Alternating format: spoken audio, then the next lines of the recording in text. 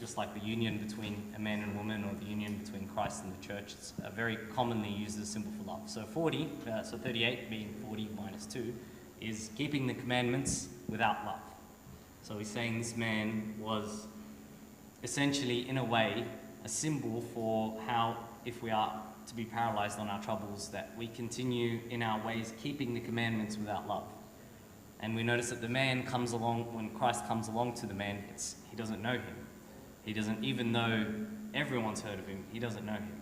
Again, symbolic of how in our problems, it's as if we forget who Christ is, or we forget Christ. Even though we are keeping the commandments and we're doing everything as we should be, we sort of get bogged down in our issues, and we sort of do them without love, and that makes us forget who Christ is. And then he continues and he says, then when Christ asks him, do you want to be made well? Your average response to that would be, yeah, I do. He asked me, do you want to be made well? But rather than answering the question, he says, this is how I cannot be made well. And he says, this is what we do in our prayers, is that we have a problem, and rather than saying, Christ, God, I leave the problem with you, fix the problem, we bring up the problem and we sort of elevate the problem. We escalate the problem to Christ. We say, this happened, and this happened, and this happened, and this happened. And rather than just asking for a resolution, we sort of escalate it more and more and more. And then finally he says, the response that Christ gives the man, rise, take up your bed and walk, is Christ telling the man, or Christ telling us, rise just as he rose in the resurrection. Return to Christ, return to him, and return to the ways of, and remember his resurrection. Take up your bed, so take up the problems, and walk on the road back to salvation. So that, and then finally after that, when he sees him again in the temple, sin no more, lest the worst sin come upon you, is as we continue along the journey, it's as if we've met Christ along the journey, and he reminds us, remember the ways, sin no more, lest the worst thing, which in this case is death, come upon you. So that's the contemplation, and took up a good solid 5 minutes. So that was the contemplation by Amber Yusuf, and a different way of looking at it. So we're going to see it again probably in Passion Week, and you guys, hopefully we can try and jog our memories of it. And now without further ado, I'll pass it on to Abuna, Sam, who will be giving us a talk on the building blocks, the efficacy of prayer. Who would like to join us? Thank you. I'll try to stall as hard as I can.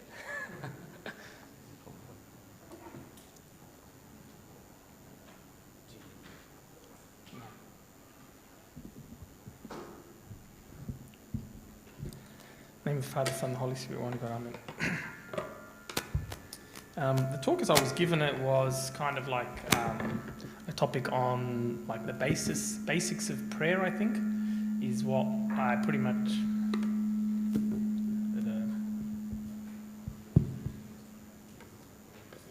Okay.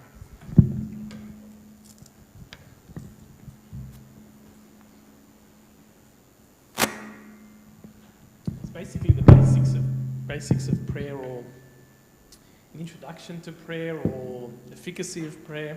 I'll cover all of these things. Prayer is kind of like a boring topic for people to listen to or talk about, because they've heard it all before about 1,000,001 times.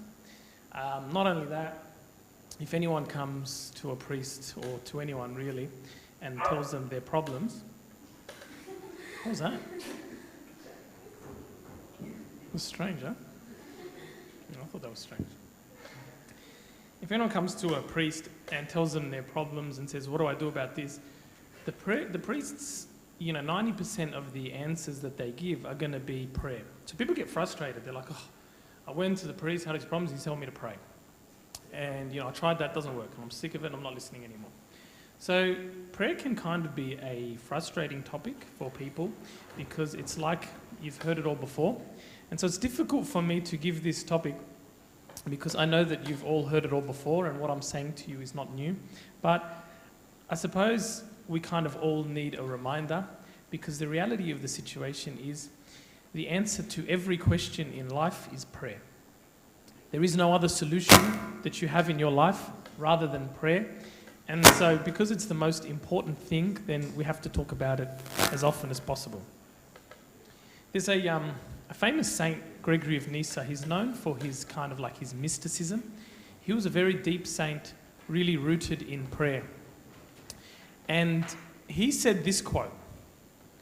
He said, imagine a sheer steep crag with a projecting edge at the top. So imagine you're on the top of a cliff and there is a bit of rock that juts out further out.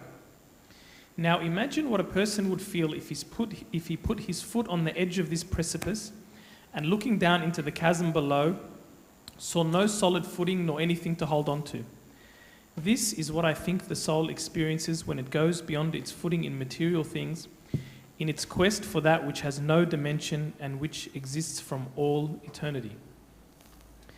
And thus the soul, slipping at every point from what cannot be grasped, becomes dizzy and perplexed. So what he's saying is, imagine you're out on this cliff and there's nothing but darkness underneath you, and you're standing sort of halfway between your footing and the cliff. He says this is what it's like when you stare into the face of God, and then times it by 1,000,000. I was once in Sharm el-Sheikh, and there's some snorkeling there that's really good apparently. I was quite young. And so I did some snorkeling, and it was all pretty good. I'm on the coral reef. And then as I went, I started noticing some cuts in the rock. I didn't know what was going on. And then I kept going a little bit further. And to my immense horror, I realized I was at the edge of the coral reef. And there was nothing in front of me but the deepest, bluest ocean. And in that moment, I experienced the most irrational fear of my life. There was nothing there. But just seeing the deep blue ocean, I turned and I swam for my life. And probably one of the most scared moments of my life was looking into that deep blue ocean, because it was just like the bottom had dropped out from under my earth as I knew it. And I know what's out there in the deep blue. You got great white sharks, you got all sorts of things. And so I was terrified, and I turned and swam with all my might. So this is kind of that same thing when the soul comes face to face with God. This is what St. Gregory says. There is a kind of terror there. There's a kind of awe, because you're standing before something that cannot be comprehended with our minds. Why am I saying all of this? Because sometimes we get bogged down in our lives and we forget that out there, beyond this rubbish that we've got to do every day, work, uni, study, relationships, there is a God who is beyond our comprehension, who is waiting to communicate himself to us. And we, with our minds this big and our capacity this big, God can only fill us with a tiny drop, if that. And we don't expand our capacity in our minds because we're distracted with the world and all of these things, but we have so much capacity for God to fill, but we ignore it. Evagrius Pontus, he says a very famous phrase. He says, if you're a theologian, you will pray truly, and if you pray truly, you're a theologian. So if a person has 10 PhDs and he studies and he knows everything there is to know about theology and the Bible, and he doesn't pray, he is a nobody in the face of God. It's like when Christ said, he says, many will say to me in that day, we prophesied in your name, we cast out demons in your name, we did many wonders in your name. Miracle workers, exorcists, and prophets. And what does he say to them? I never knew you. Depart from me, you who practice lawlessness. So sometimes if you want to get a glimpse of these things, I know you're still a bit young and still excited about life and all the future holds and relationships and girls and boys. It's all very exciting. When you get to my age, you become a little bit jaded with life, you know? It's like, I got 4 kids now, you know, like all of that, like, you know, that love that you get when you first meet someone, those butterflies. You know, I'm past that phase now. Now I'm in the relaxed, just, you know, content phase. So you get a bit jaded. Nothing sort of gets you excited anymore. When you reach my stage, or even when you get older, you realize that all of this stuff doesn't mean all that much in the grand scheme of things. And the only thing that matters is God. And so sometimes, I know you're a bit young, but if you ever get a chance, read just a glimpse of some of the monastic writings. For example, Isaac the Syrian, if you get a chance, or Evagrius, or the Desert Fathers, just read it for a glimpse. Don't read it too much because you get depressed because you can't achieve what they achieve. But read it just a little, just to remind yourself that out there, the real world exists. The world I'm in is a fantasy. It's like a daydream. It's like a half dream, when that you're half asleep, you don't know whether you're awake or you're asleep, and you're having some weird thoughts. That's what this world is like. But out there is the real world, and the monks and the spiritual people and the holy people of this world, they've discovered it, and we're all living in a fantasy world. And when you read some of these people, you will be moved by the things they experience. Isaac the Syrian, he talks about prayer as being drunk. He says, when you taste the drunkenness of prayer, that you just fill yourself with God, then nothing else suffices. And we have this sort of at our fingertips many times, and we ignore it completely. Ask yourself, when was the last time you prayed? And I don't mean the prayer that you force yourself to do with your parents, or the prayer that you've learned that you don't mean. When was the last time you actually prayed? When was the last time you actually felt as though you had a conversation with God? And I think, in my case, and when I was your age, and certainly, throughout my life, I could sometimes look back and go, oh my goodness, it's been months. Maybe it's been years. Maybe I have never prayed. And yet, I come to church every week. I'm here at a youth meeting. And maybe I never actually have prayed. And that's something that is often quite sad. And everything in life is easier than prayer. In your spiritual life, everything is easier than prayer. You can serve. Sometimes it's fun to serve. You got Sunday school kids, you go on a camp. It's kind of fun sometimes.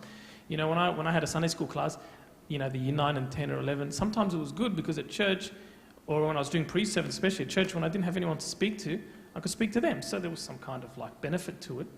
And sometimes, serving or being a deacon is like a good thing. It makes me feel like I've achieved something, I have power, control.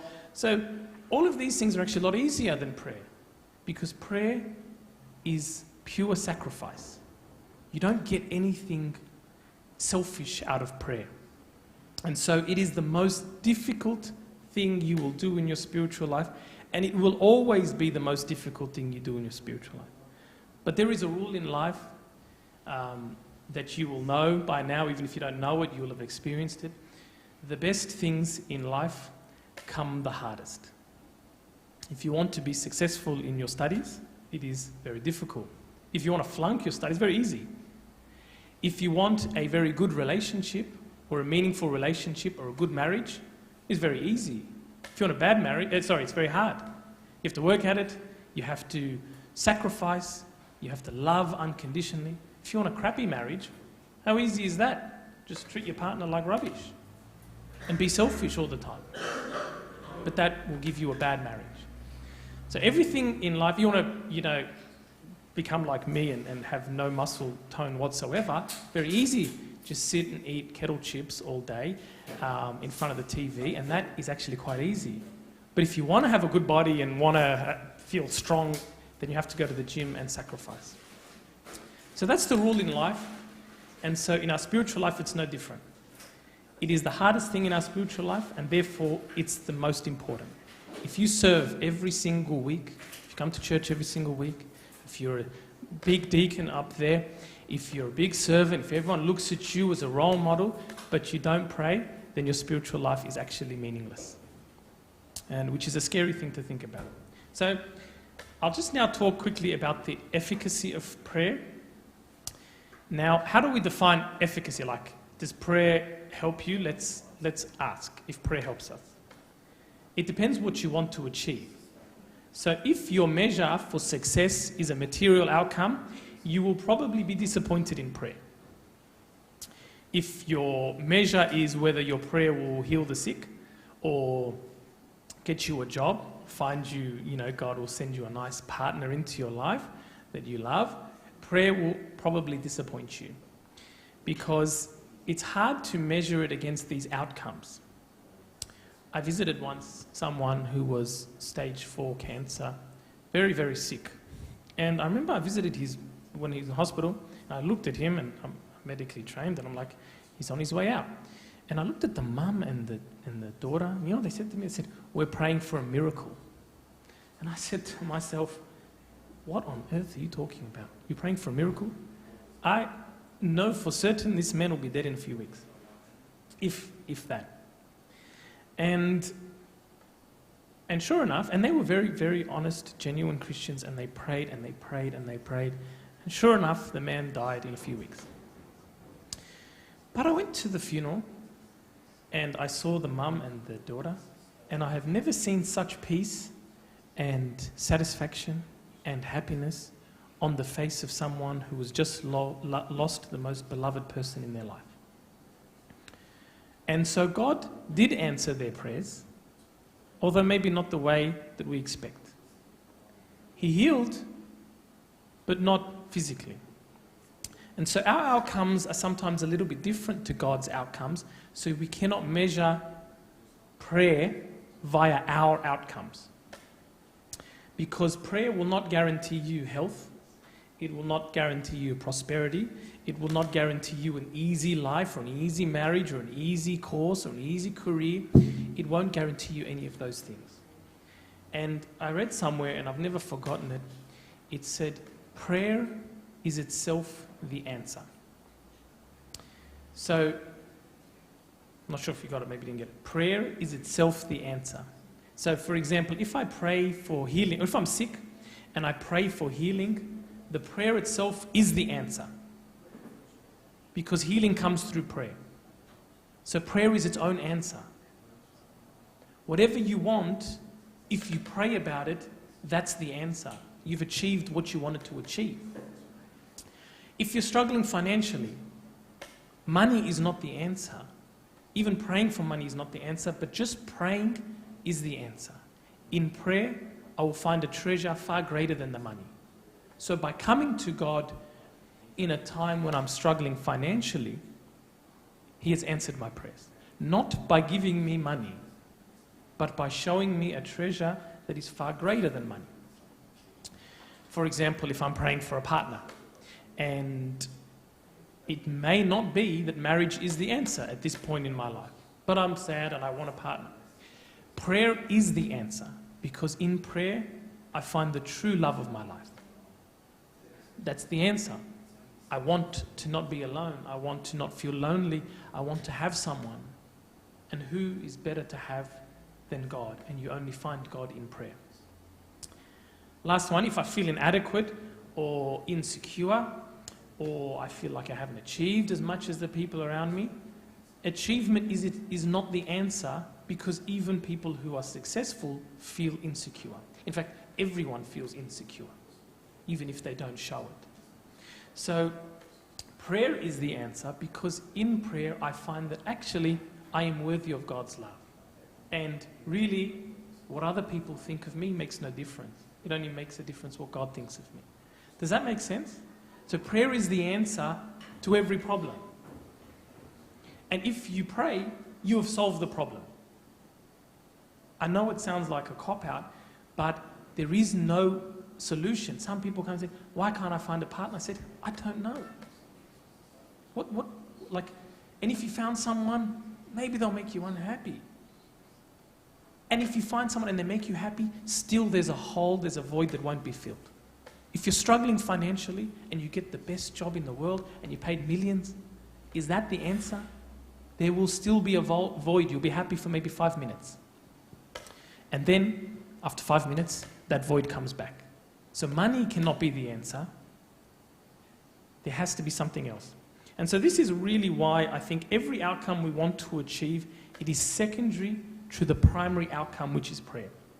And I think this is why we have difficulties in life, because God wants us to come to Him in prayer. And I think you'll say, but hang on, what about someone like Pope Carlos who always had his prayers answered. He said, heal this person, make them pass the exam. When you have someone who is that level of holy, who is that connected to God, then their prayers, or what they want, is the same as what God wants. Their mind and their soul is so attuned to God that whatever they pray for, that's actually what God wants as well. And if they know that this person's not going to be healed, they're not going to pray for it. They know. They say, heal their soul. They know they're not going to be materially healed, but sometimes they know because they see with God's eyes because they're so connected with Him. That is really what is on offer for us.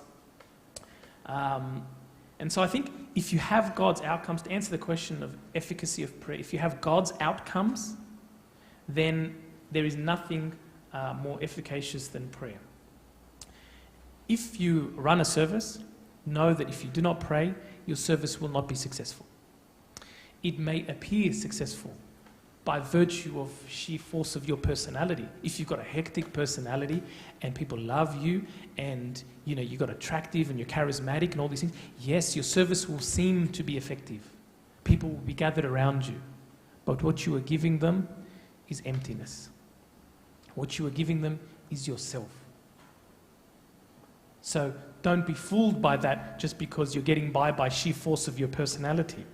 But somebody else who has nothing of the personality, nothing of the attraction, nothing of the charisma, the one person that they change or the one person that they reach really changes, really converts, really has an experience of God. But the millions of people, the hundreds of people surrounding you, none of them experience God. They just experience the feel-good vibes that you can give them.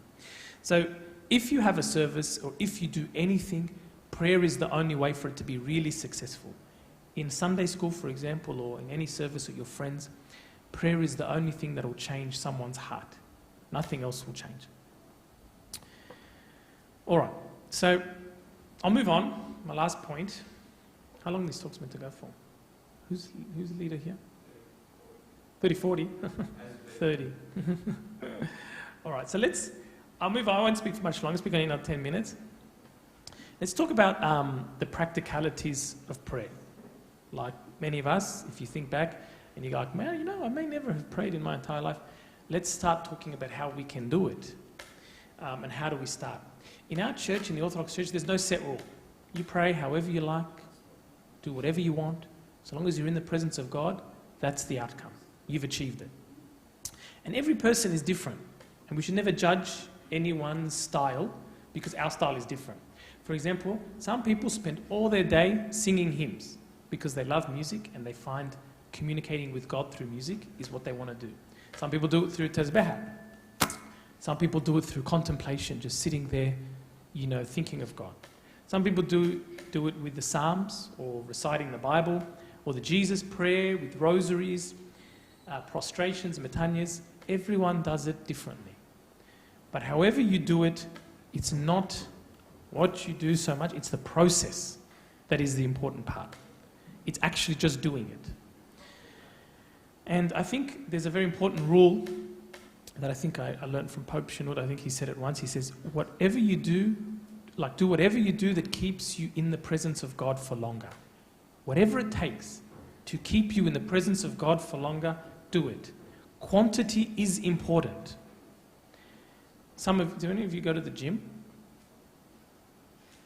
Wow, really unhealthy bunch, huh? Oh, some of you go to the gym. Yeah, you look like you go to the gym. Oh, the restrictions, yeah. Yeah, that's why I stopped going. The restrictions. They killed me. The restrictions killed me. Have ever you I hate the gym. My brother, he goes to the gym, and he got big in is this recorded? No, it is? Where? Oh, this is live streamed. Oh, don't worry about it then. You could have told me. I was like, all right, well, I didn't know that actually.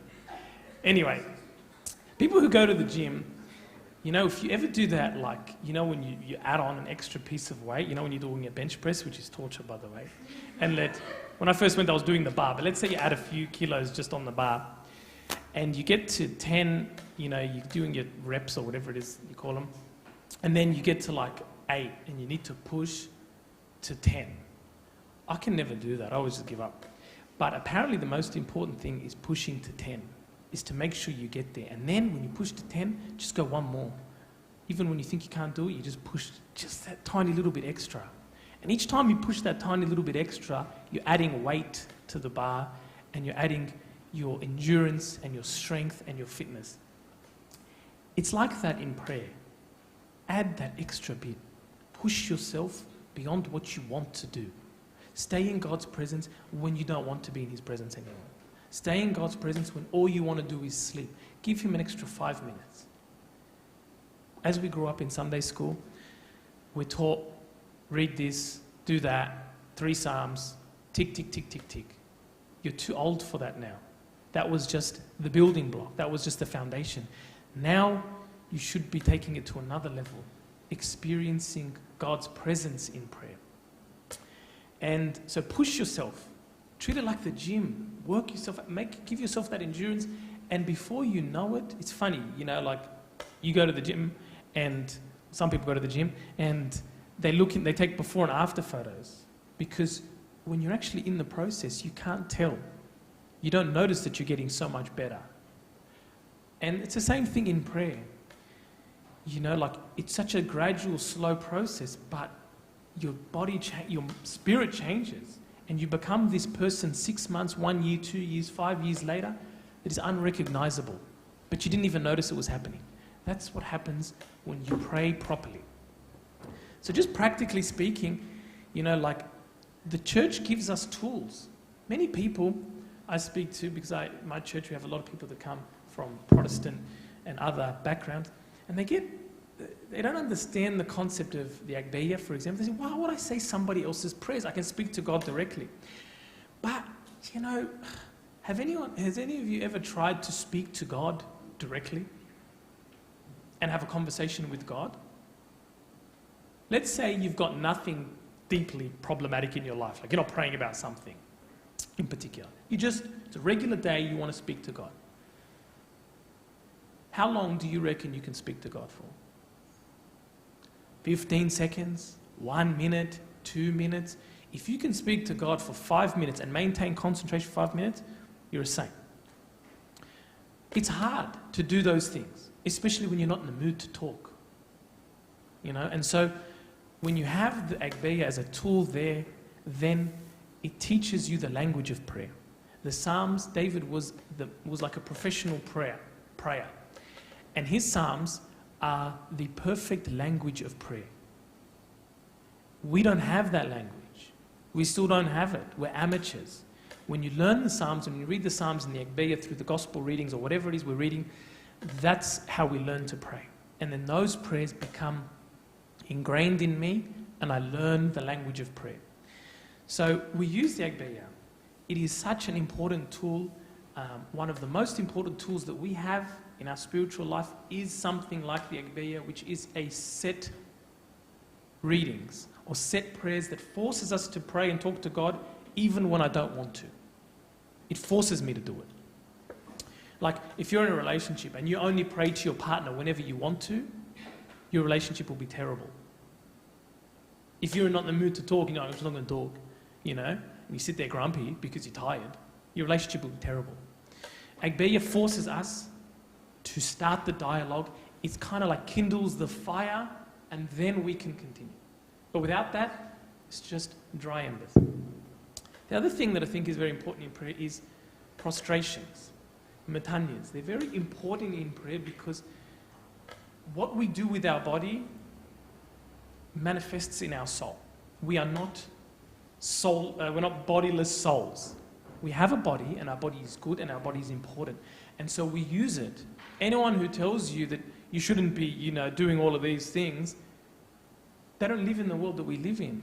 Why do you think we have icons, we have incense, we have hymns, we have music? Because we have bodies, and we worship with our senses and our bodies. So it's important to prostrate yourself in prayer.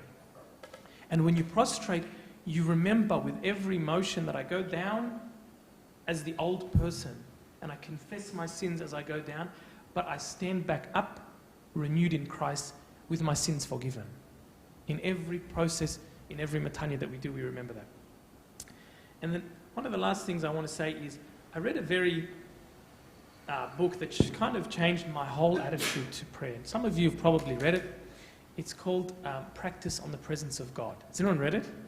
By Brother Lawrence? Some people. It is just, it changes the way you think of prayer. I used to always think of prayer, okay, I'm going to pray, before I go to bed, if I'm lucky. And if I do it, nailed it. But when you read this book, he's got a different way of thinking. He says it's a mistake to think of prayer as set times. He says, I've looked at all these different methods to pray to God. And I read all these books, but then he says, but I thought that these would rather serve to puzzle me than facilitate what I sought after. And so he says, I renounced for the love of him everything that was not he, and I began to live as if there was none but he and I in the world. So this guy lived as if there was no one in the world but him and God.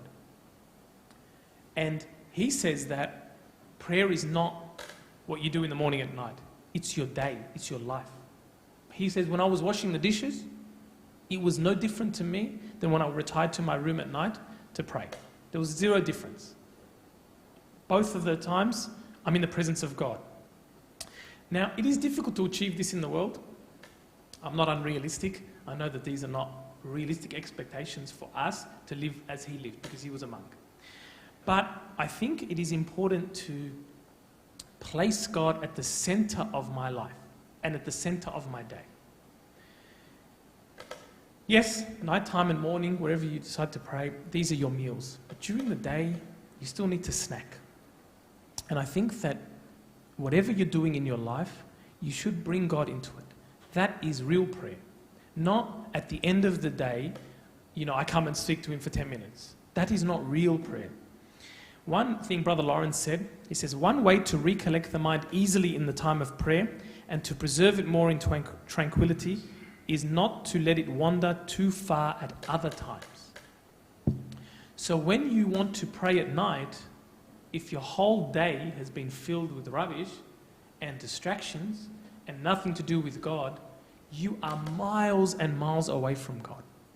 So in that 10 minutes, do you think you're going to cover the 100 miles you need to get back into God's presence? Impossible. But if throughout the day you get distracted, which we all do, I go to work, I go to uni, I have a class. I get distracted in the class. But as I'm leaving class, I say, Lord Jesus Christ, Son of God, have mercy upon me, a sinner. Or I recite a psalm. Or I say, God be with this person. And I remember God in that 10 seconds. And then I get distracted again. And then every few minutes, every 10 minutes, whenever I remember, or if I get distracted for an hour, I come back and spend, 30 seconds. If I do that throughout my day, with set prayers, the Jesus prayer, with the rosary, with the psalms, then when I come to pray at night, I'm not so far away. I'm close. My mind is already there. I don't need to go travel 100 miles just to see God again, because I've gone backwards that far throughout my day. And imagine if that's just one day. Imagine if it's been 3 months since I've prayed properly. How far do I have to travel now, to get back in the presence of God? So if you keep your mind in the presence of God all day, whatever it is, doesn't make a difference. Just look up and say, thank you, God. If you keep your mind there all day, when you come to the night time, it's easier to find him again. Like I said, if your whole day is distracted and nighttime comes and you've binge watched 3, episodes or 5 episodes of some TV show, just try and pray in that state. It's impossible. Your mind is a mess. It's jumbled. You're confused. You think about all these different things. And then prayer becomes next to impossible. So practically speaking, these are just some practical things to start with prayer. Don't expect too much. Change takes time. But remember that when you're standing in the presence of God, something is happening, even if you don't feel it. In fact, if you don't feel it, more's the better. If you feel like praying and you pray, good. If you don't feel like praying and you pray, 10 times better, 10 times more rewarding, because that reflects real love, not when it's easy, when it's hard. So if you don't feel like anything's changing, things are happening. God is working surgically on the inside to change my nature, change things about me that are ugly and disgusting, change things and sins in me that, have been there for a long time. Even if I don't stop the sin, from the prayer, and if I'm still sinning, God will change and work away and chip away at that sin with every minute we spend with him in prayer. And one day, it will happen that sin will be taken away from you. But only if you follow this process and live in God's presence. So that's all I really have to say. I'm sorry for taking up so much of your time. And I know the topic is, it's a very common one. But that's just my 2 cents, unless we have any other questions.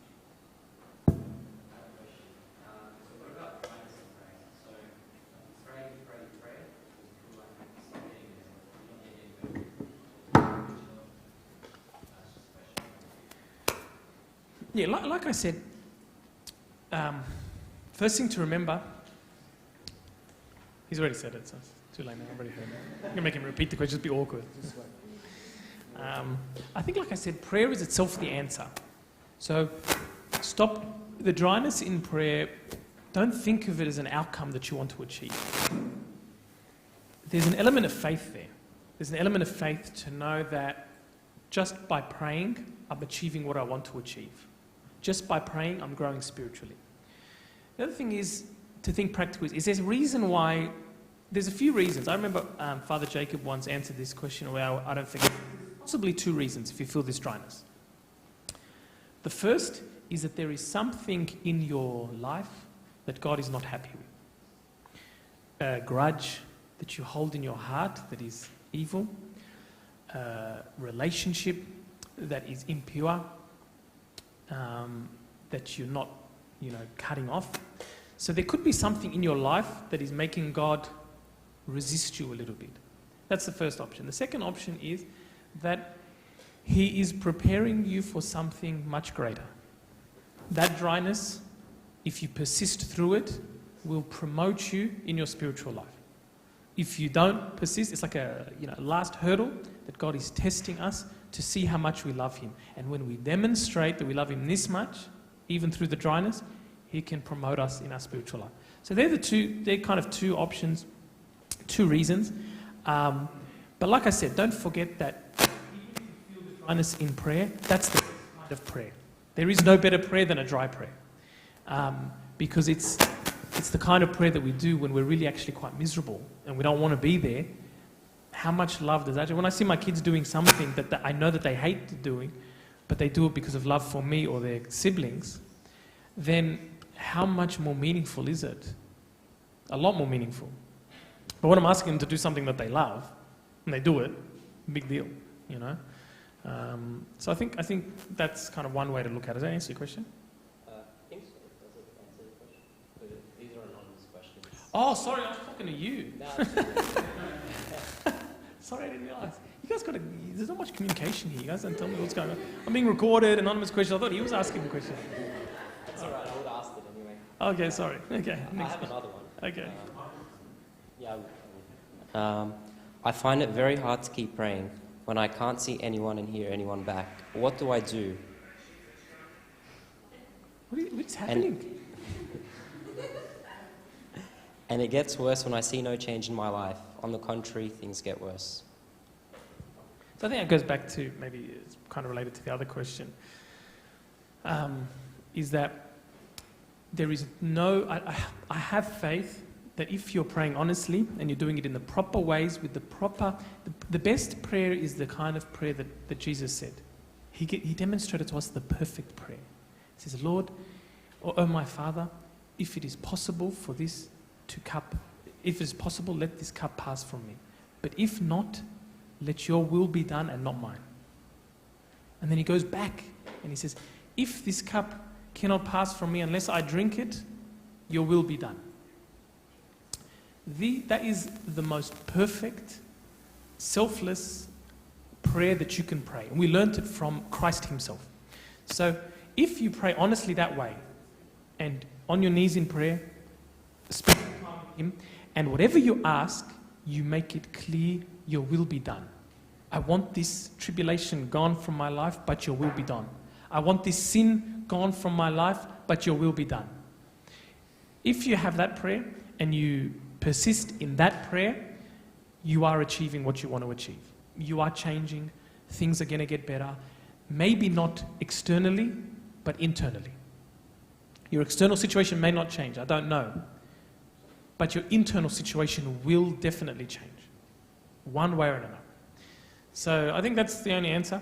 I don't know who to address it to here. Does anyone have any questions they want to ask?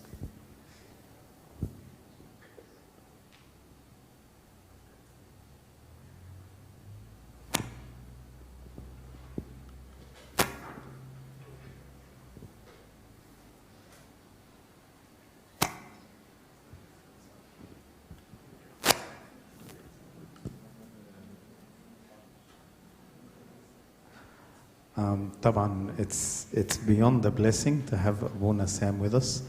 Knowing how far he has to travel to come out this way, we had to get him a visa to visit the hills. So it's an absolute blessing. Abuna is a wealth of knowledge. I can't believe that only the anonymous questions came out. We use the anonymous questions because sometimes they get embarrassed asking. And sometimes they think that other people are going to think that their questions are silly, especially for the Bible study. And sometimes people ask a lot of questions and then the youth give them grief for asking a lot of questions, so they find the anonymous way is easier. But you should be asking Abuna a lot of questions.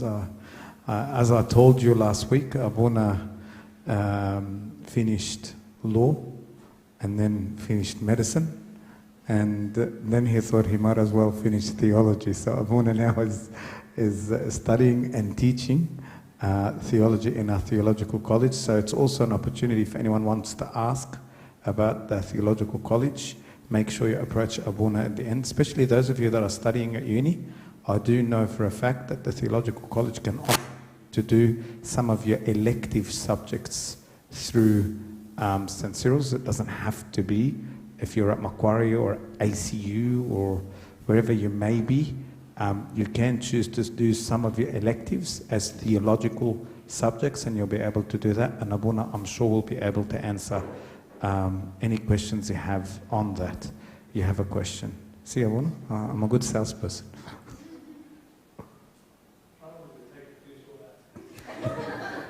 I'm terrible, Abuna. I take that back. Abuna will still be paying it back in his HECS.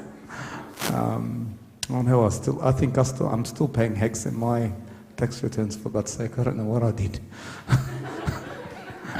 But I think I still see HECS every now and then appear on my tax statements. But I'm sure Abuna is going to be a lot longer. Thank you, Abuna, for coming, and thank you for blessing us. And we ask you to, if you could please always remember the youth and remember this church in your prayers. I think there's just a few announcements and then Abuna will lead us in prayer. Abuna, I've got to say, your